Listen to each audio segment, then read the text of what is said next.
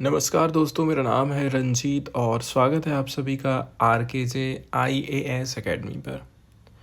दोस्तों, straight of Hormuz, straight और gulf लगभग देखा जाए तो जब भी मैं पढ़ता हूँ, जब भी ये वर्ड्स आते हैं तो मेरे मन में कन्फ्यूज़न पैदा हो जाता है और मैं हमेशा यही सोचता हूँ कि गल्फ और स्ट्रेट सेम ही है। अब आप लोगों के साथ होता है कि नहीं होता है दोस्तों, ये तो आप लोग जानते हैं क्योंकि आप सभी बहुत इंटेलिजेंट हैं। थोड़ा सा अंतर यहाँ समझना ज़रूरी है स्ट्रेट और गल्फ के बीच में।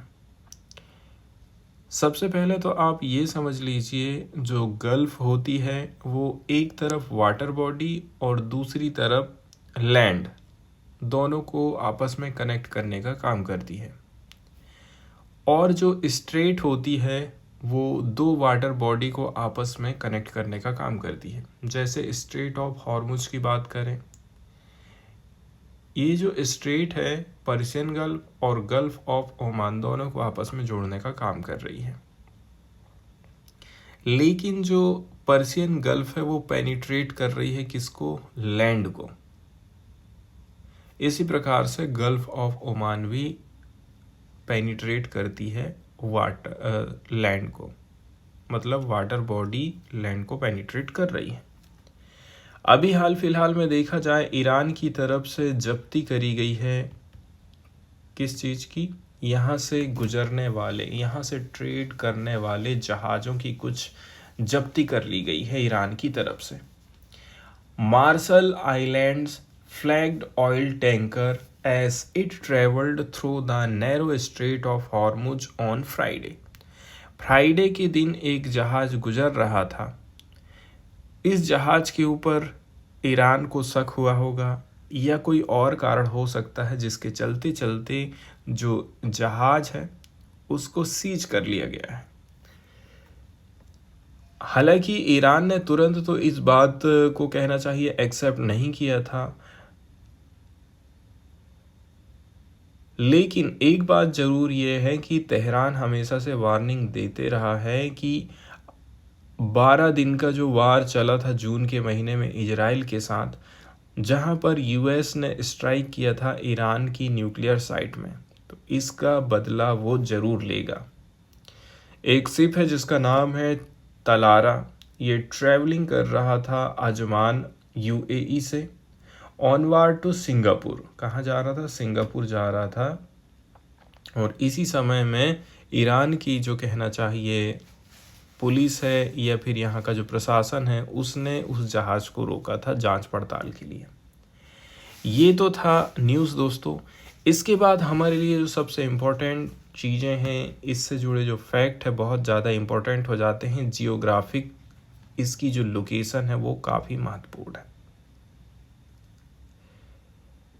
स्ट्रेट ऑफ हॉर्मुज एक बहुत ही सकरी वाटरवे है जो पर्शियन गल्फ और गल्फ ऑफ ओमान को जोड़ने का काम करती है। ये दुनिया के सबसे जियोपॉलिटिकली सेंसिटिव एरियाज में आता है क्योंकि पर्शियन गल्फ से दुनिया का सबसे ज़्यादा तेल एक्सपोर्ट होता है। दुनिया का लगभग 20% क्रूड ऑयल और बड़ी मात्रा में लिक्विफाइड नेचुरल गैस डेली यहाँ से आ रहा है, जा रहा है। इसलिए इसे एक ग्लोबल एनर्जी चौक पॉइंट कहते हैं। मतलब अगर ये रास्ता बंद हो जाएगा तो पूरे वर्ल्ड की इकोनॉमी हिल जाएगी।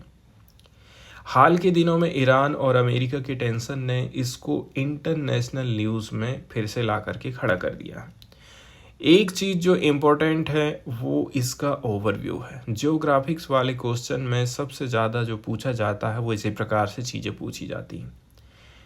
जियोग्राफिकल लोकेशन की बात करें तो ये ईरान, मतलब ईरान पड़ेगा नॉर्थ की साइड में, ओमान प्लस यूएई ये साउथ की साइड में पड़ते हैं।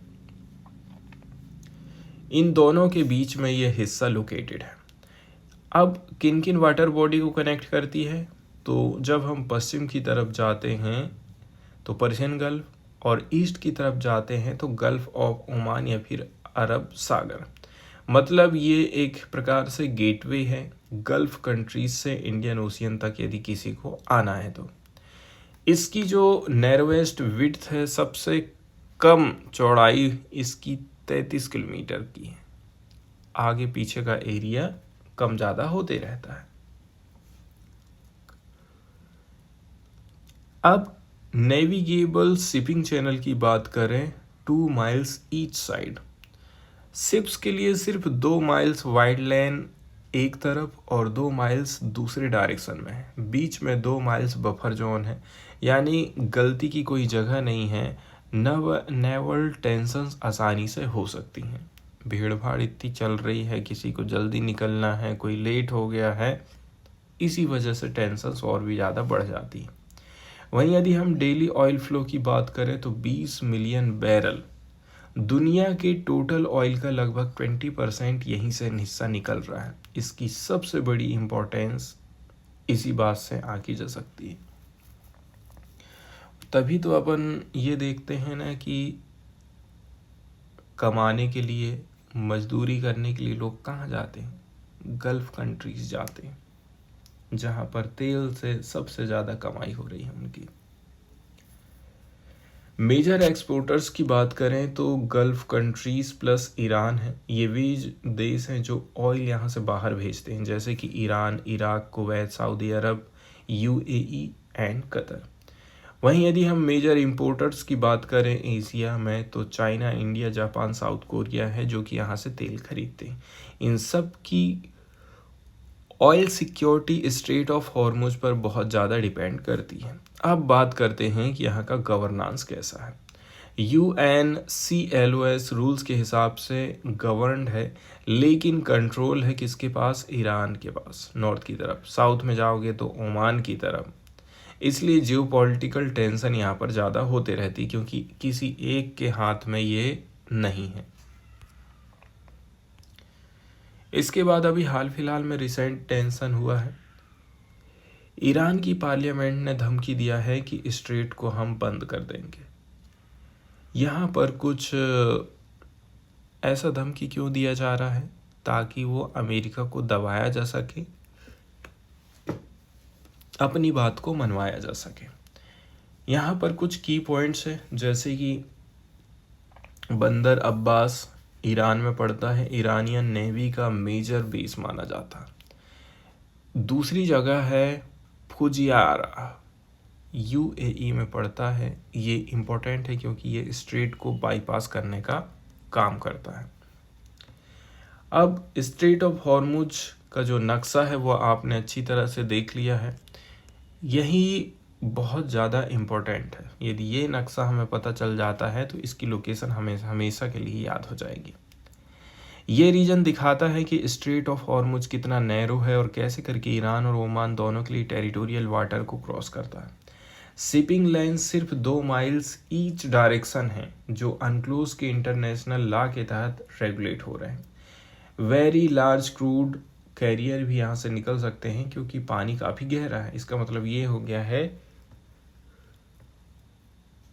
पूरी दुनिया यहाँ से ट्रेड कर रही है। अब इसका क्या इम्पोर्टेंस है ग्लोबल एनर्जी के मामले में?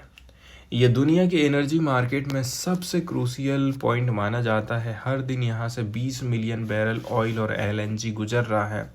ये टोटल ग्लोबल डिमांड का 20% हिस्सा कवर कर रहा है। इसके अलावा GCC कंट्रीज जैसे कि सऊदी अरब, Qatar, UAE, Kuwait, Iran, Iraq इसी रास्ते से ऑयल वर्ल्ड को भेज रहे हैं। अल्टरनेटिव पाइपलाइंस बनी हुई हैं, लेकिन 15% ऑयल ही हैंडल कर सकती हैं। यदि ये रास्ता बंद हो जाता है तो ग्लोबल एनर्जी सप्लाई चेन टूट जाएगी, फ्यूल के प्राइस बढ़ेंगे। एशियन कंट्रीज इससे सबसे ज़्यादा प्रभावित होने वाला है। स्ट्रेट ऑफ हॉर्मुज क्लोजर का थ्रेट हमको देखने को मिला था 2025 के क्राइसिस के चलते चलते। जून के महीने में अमेरिका और इजराइल ने ईरानियन न्यूक्लियर साइट पर हमला किया, स्ट्राइक किया। इसके बाद ईरान की पार्लियामेंट ने स्ट्रेट बंद करने का प्रपोजल अप्रूव किया था। स्ट्रेट अभी ऑफिशियल तौर पर बंद नहीं हुआ है, लेकिन सिर्फ थ्रेट से ही ब्रेंट क्रूड ऑयल की कीमत $80 बैरल के ऊपर चली गई थी।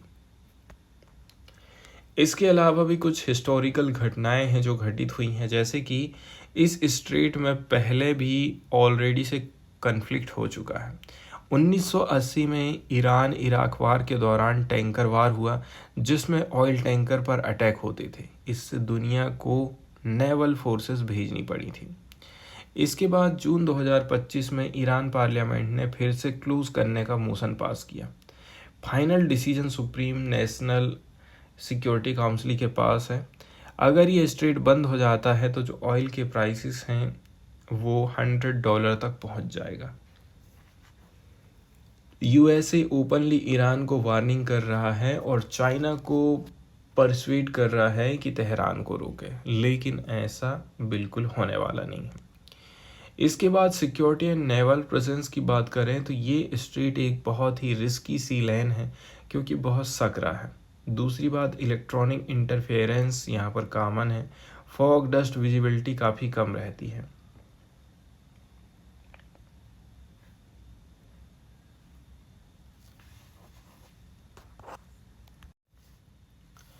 तो चलते चलते दोस्तों इस वीडियो से हम विदा लेते हैं और जाते जाते आपको कमेंट में बताना है यदि ये रास्ता बंद हो जाता है तो हमें इंडिया से अपना कोई माल भेजना है यूरोप में, तो हम कौन से अल्टरनेटिव रूट अपनाएंगे। आप कमेंट बॉक्स में आकर के कमेंट कर दीजिए, मुझे बहुत खुशी होगी।